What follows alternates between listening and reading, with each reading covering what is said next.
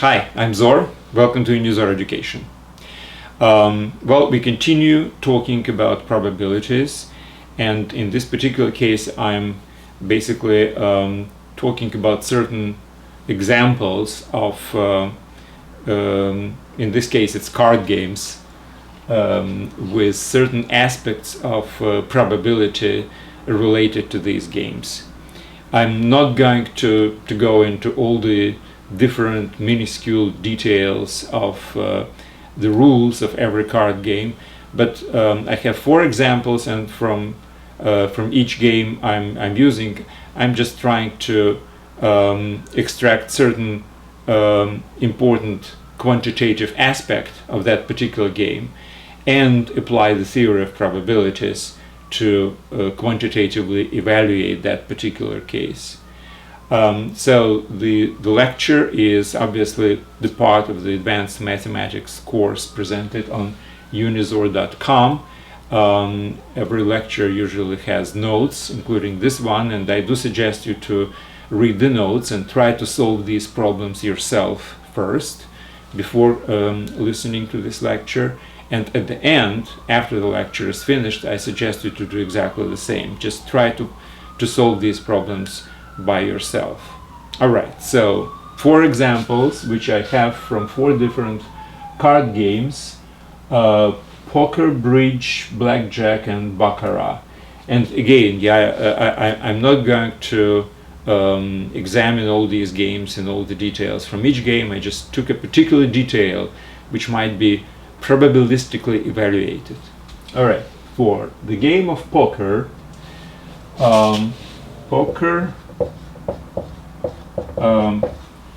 that's the game when the dealer basically gives 5 cards to a player, and what I am talking about is one particular player. He gets the first 5 cards from the deck, and the question is what kind of combination in these 5 cards can be formed. And one of the combination is called full house, which is actually 3 cards of one particular rank and 2 cards of another. Let's say 3 kings and 2 sevens, something like this. So my question is, what's the probability of having this particular combination if you have just the 5 cards from the deck? Now, the complications obviously is you're not the only player, so there are other players before you, after you, they also receive cards, so that actually changes the picture dramatically. I'm talking about very simple approach. You have a deck of 52 cards, standard deck, and you just pick randomly 5 cards out of these 52, and question is what's the probability of having full house among these 5 cards. Okay. First of all, when you are dealing with theory of probability, you have to realize what is your sample space. What are the elementary events we are dealing with?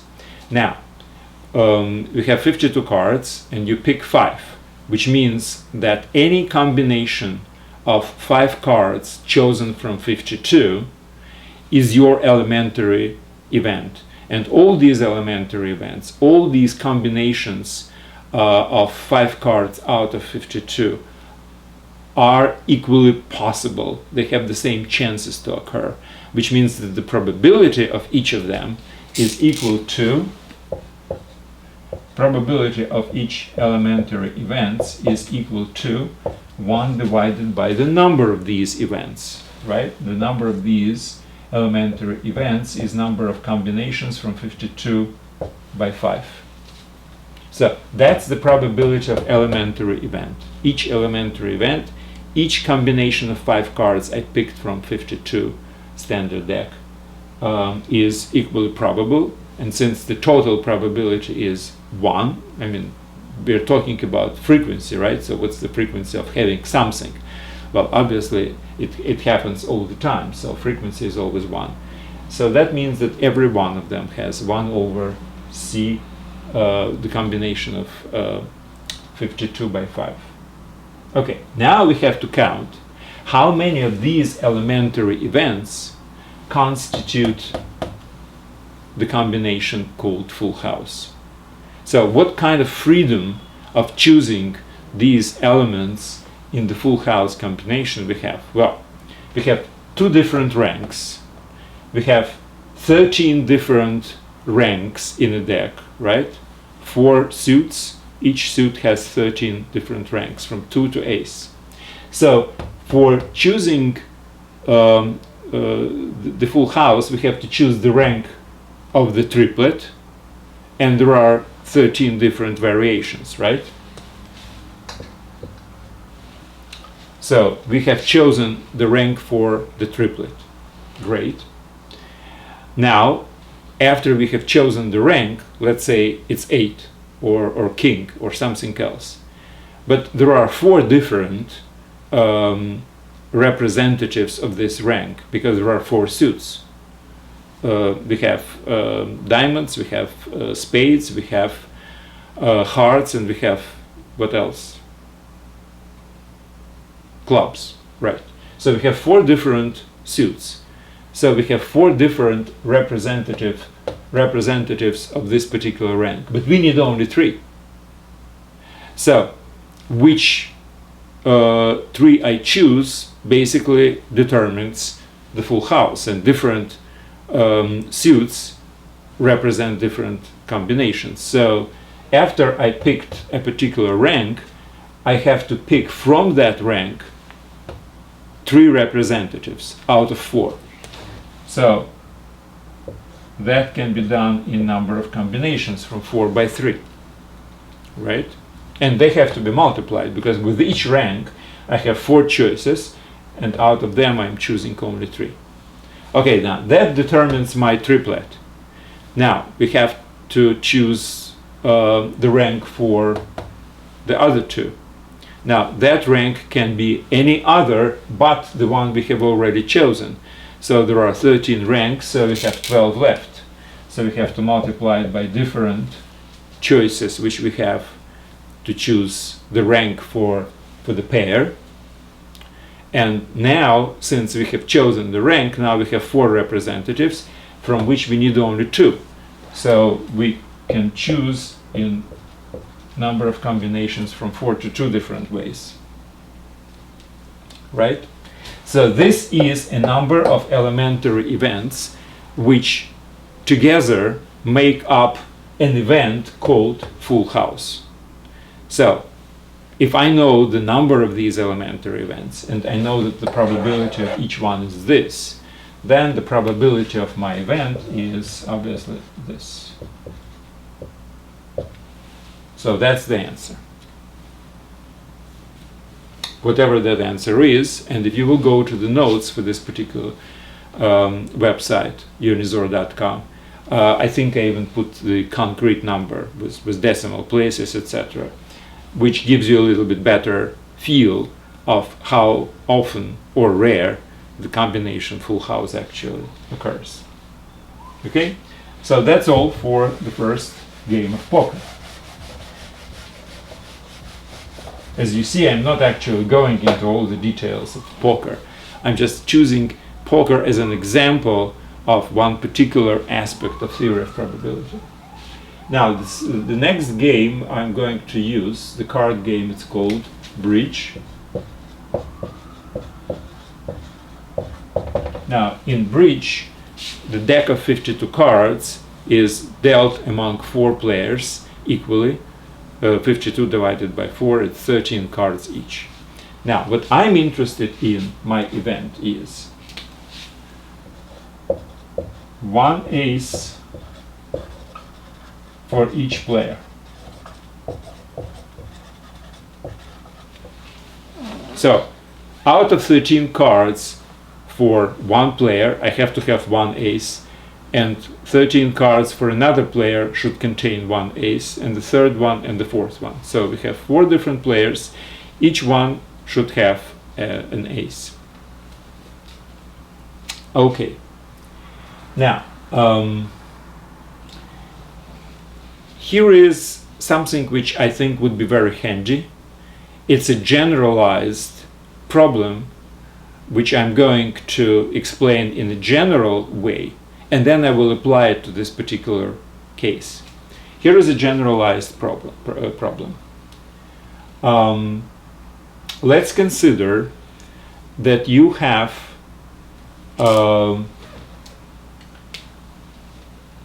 certain number of objects which we divide evenly among certain number of groups. So you have n times k objects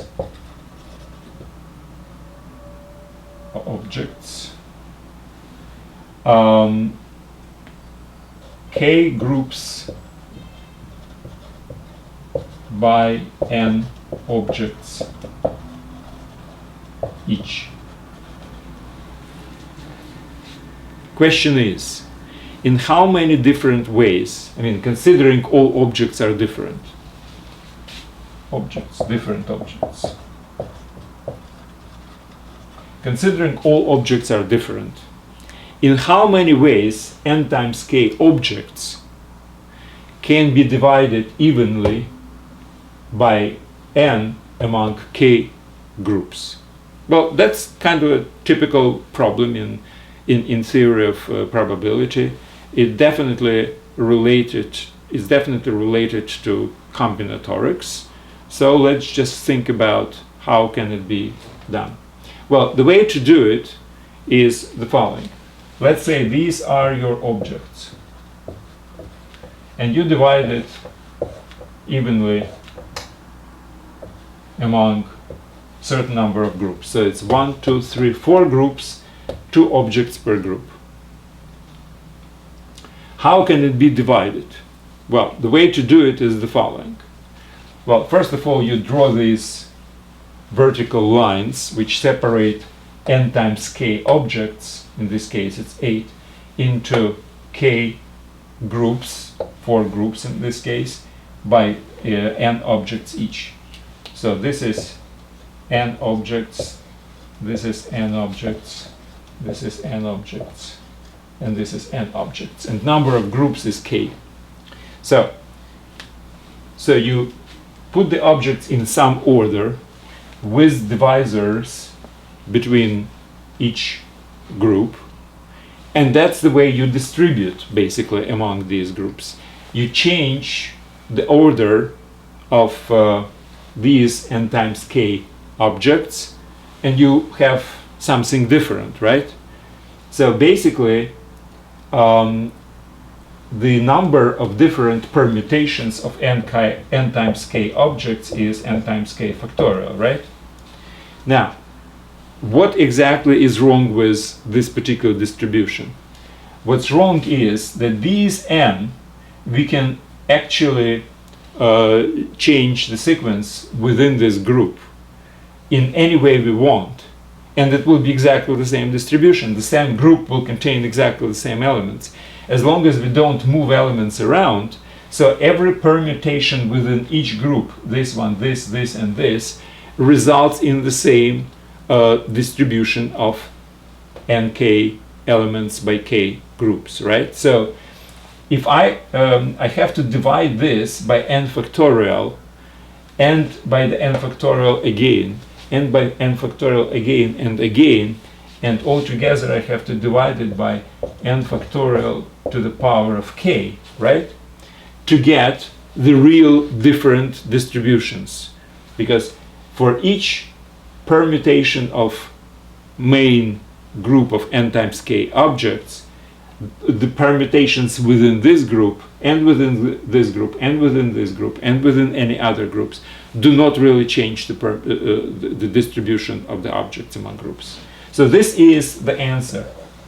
How to divide, how many different ways to divide n times k objects among k groups by n objects in each group. This is the answer, how many different ways to do it. And we will use it in this particular case. Because what do we have to actually do? Let's consider two different types of objects which constitute the deck of cards. One group of objects is aces. Another group of objects is everything else. And we are specifically distributing aces among 4 people and then all others among 4 people evenly. This and evenly that. 4 aces, 1 each. And the rest, which is 52 minus 4, 48. So we have 4 aces plus 48 non-aces. So this we have to divide by 4 people, and this we have to divide evenly by 4 people. So in this particular case, my each group contains 1, so n is equal to 1 and k is equal to 4. In this case, n is equal to 12 and k is equal to 4. And we can use this formula basically. So what can we say? Well, to divide 4 aces among 4 people, so it's 1 each actually. If I will substitute it into this formula, it will be 4 factorial, which is 24, divided by 1 factorial, which is 1, so this is 24. Now this would be 48 factorial divided by 12 factorial to the power of 4. So I have 24 different distributions of 4 aces among 4 people, and this many distributions of 48 non-aces among 4 people. And with each of these I can probably do each of those, right? Which means the total number of different distributions of the whole deck among 4 people, with each person having only 1 ace, is the multiplication of these two.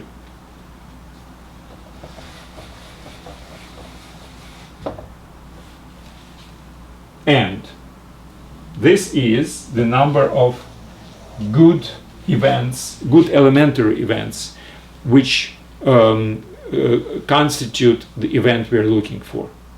Now, to get the probability, we have to divide it by the total number of elementary events, our sampling space, right? So what's the sample space in bridge? Well, we have to divide 52 cards among 4 players, 13 cards each, right? So how many different ways this can be done? Well, that's exactly the same type of a problem we saw before in the same formula. So it's 52 factorial divided by 13 factorial to the power of 4. So this is our denominator. The multiplication of these our numerator, and this is our denominator. So the same formula we're using 3 times. And by the way, this is one of the things which mathematics is very good about. Instead of solving a certain number of particular problems, they're trying to solve one general problem and apply it to all particular cases. So we have solved one general problem, how to divide certain number of objects evenly among certain number of groups, and we were using this formula in 3 different places. So that's the result. I mean, obviously you can reduce the formula, etc. If you're interested, you can go to unizor.com, and notes actually for this lecture contain this simplification. But these are just arithmetic things. We are not interested in arithmetic, we are interested in theory of probabilities. Next. Blackjack.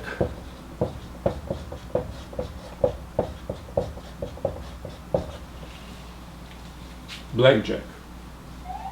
All right, now blackjack is when a dealer gives certain number of cards to players. Every card has certain value. The numbers from 2 to 10 have values from 2 to 10, correspondingly to whatever is written. Jack, Queen, and King has number of points 10 allocated, and Ace has either 11 or 1, depending on the choice of a player. Right, so I'm not going into all the details, obviously. I'm interested in only one particular probability, that the first two cards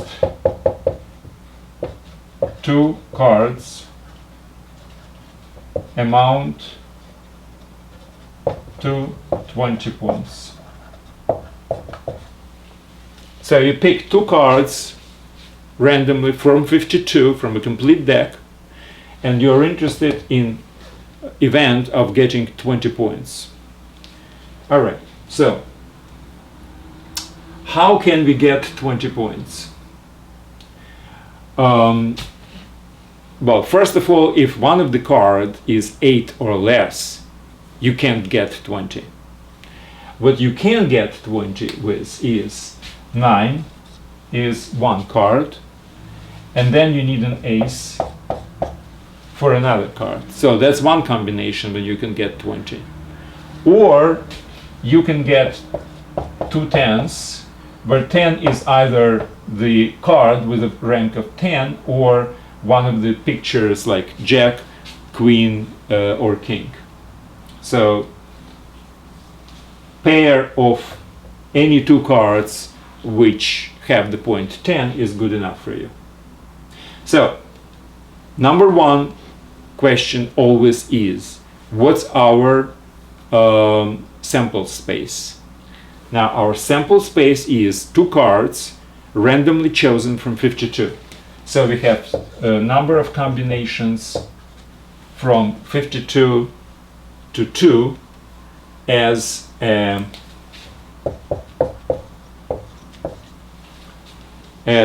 sampling space. That's number of elementary events. So every two cards randomly picked represents an elementary event. All have exactly the same probability, and that's why the total number is this. So the probability is this of every pair. Now let's count how many pairs are constituting our event. Well, there are different kinds of pairs, right? So let's just calculate each one of them.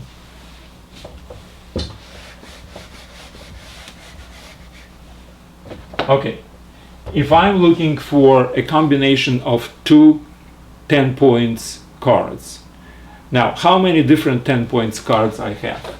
I have four different suits, and for each suit I have 10, Jack, Queen, and King, right? All of these have the value of 10 points each. So we have 4 choices times 4 suits gives me 16 different cards. 16 cards of 10 points each. From these 16 cards, I have to choose any two, basically. And how many combinations? Obviously,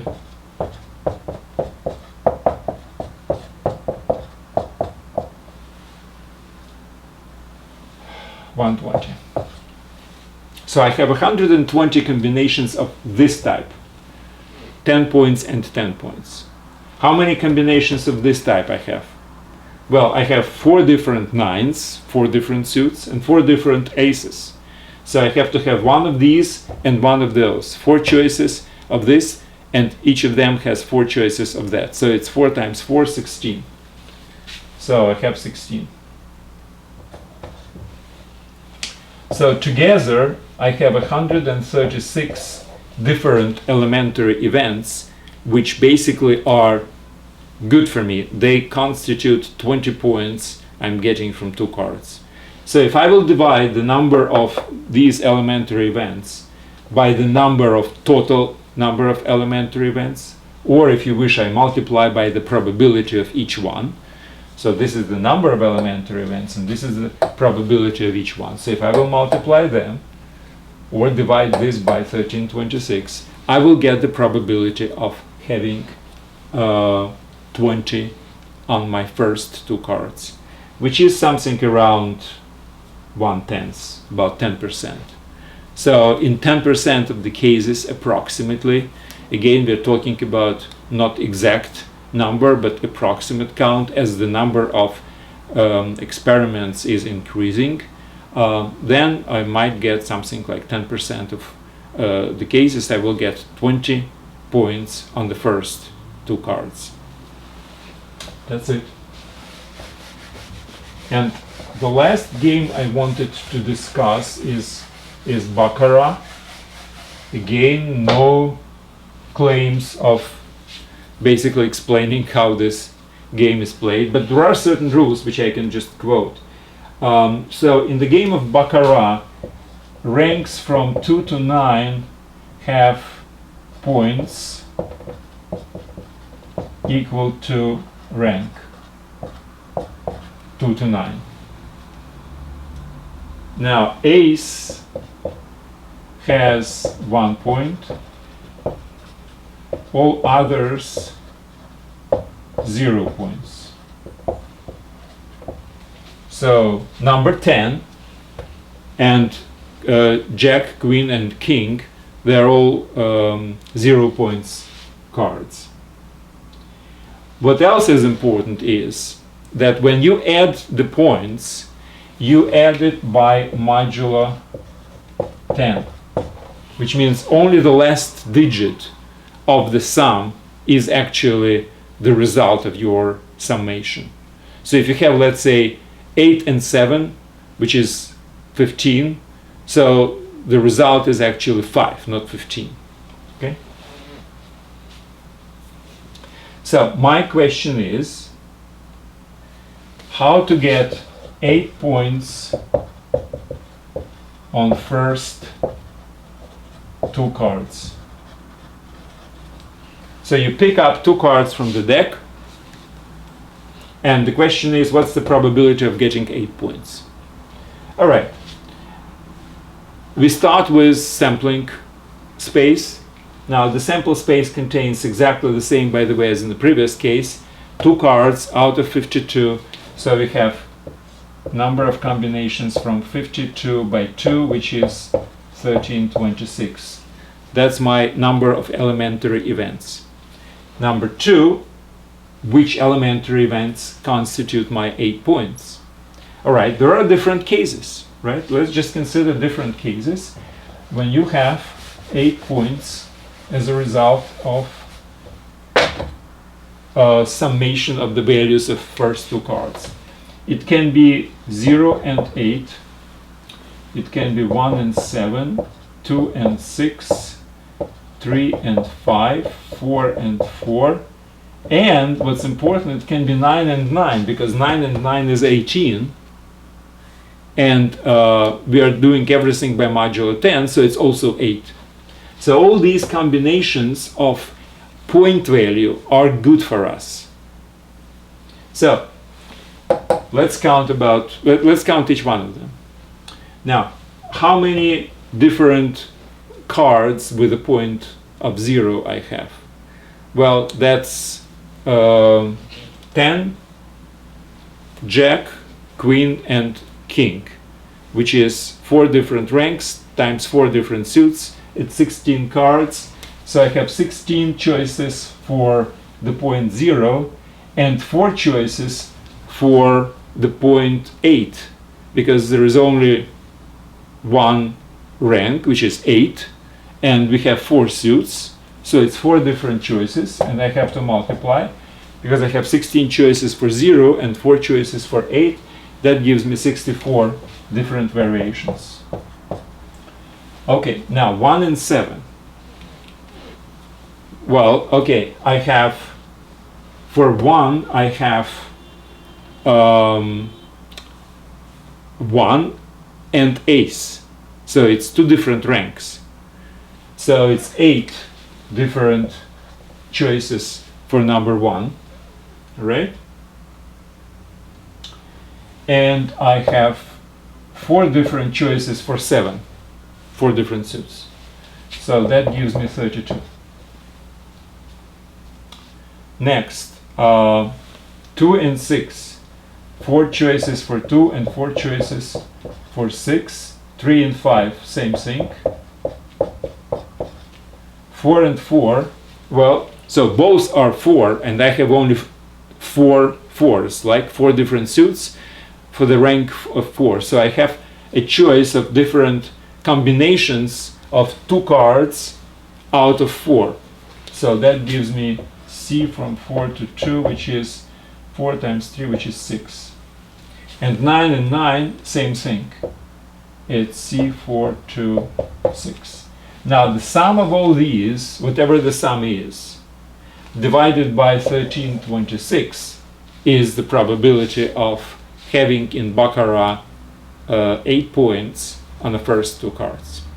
Well, that's it. I do suggest you to read the notes for this lecture and try to solve all these problems just yourself. It's very helpful. And as usual, if you are a registered user on unizor.com, and registration is just a name and email, basically, that's it, then you can take exams, and you can engage your supervisor in basically enrolling you in certain courses or the entire course of advanced mathematics, so you have a little bit more control, or your parents or supervisor actually have a better control over your educational process. So I do recommend to get engaged your parent or supervisor, and together basically get through entire educational process, and all is free, obviously. That's it for today. Thank you very much, and good luck.